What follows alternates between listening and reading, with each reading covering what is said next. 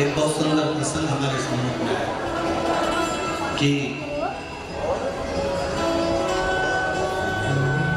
बेलपत्र के वृक्ष के नीचे आप अनायास बैठे हुए।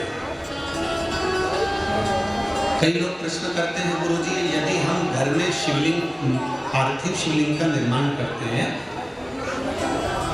अगर ये प्रसंग संपूर्ण विश्व के लोग अगर श्रवण कर रहे हैं तो बहुत सावधानी से सुनिएगा।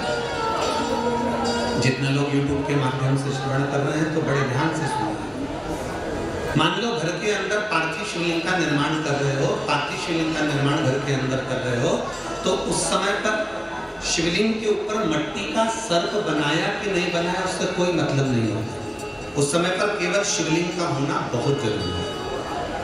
पर यदि बेलपत्र के वृक्ष के नीचे कभी अनायास आपका मन कर जाए कि आज मेरा मन है कि किसी बेलपत्र के वृक्ष के नीचे की मिट्टी उठाऊं और वहां पर मैं भगवान शंकर का शिवलिंग बनाऊं, भूलवश भी अगर आपने मिट्टी का भी सर्प नहीं बनाया हो और एक कोई ऐसी ही पत्ती वृक्ष की तोड़कर उसको सर्प के रूप में भी रख देते हो, तो जिस मनुष्य का कार्य नहीं होता उसे 3 महीने में वो कार्य की सफलता मिलती ही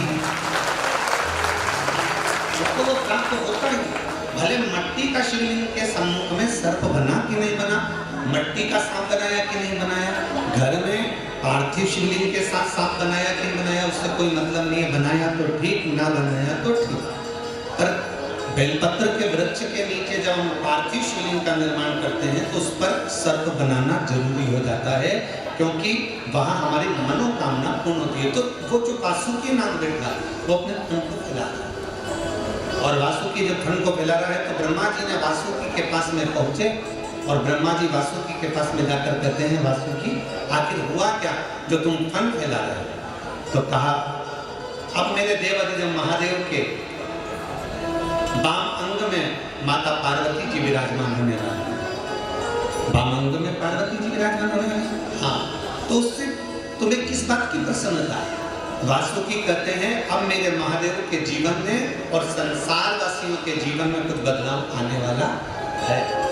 शिव महापुराण की कथा करती है, छठी भावर उलट पटे की भावर होती है कि उलट पटे का मतलब यह होता है कि केवल कन्या बाई और बेटी इसको उलट पटा नहीं कहते हैं एक लड़की का और एक लड़के का जीवन इस छठी भावर के होने के बाद बदल जाता है।